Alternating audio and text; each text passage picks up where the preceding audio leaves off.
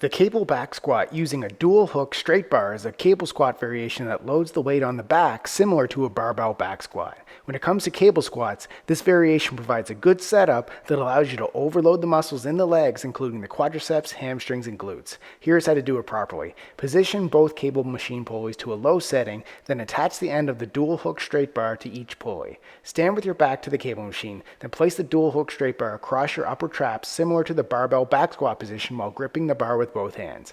Position your feet shoulder width apart with your toes slightly pointed outward. Initiate the movement by pushing your hips back and bending your knees as if you're about to sit in a chair. Keep your core engaged, back flat, and chest up to maintain a strong, upright posture. Lower until your thighs are parallel to the ground or as far as your flexibility allows. Push through your heels, extending your knees and hips as you rise back up to the starting position while squeezing your glutes at the top of the movement.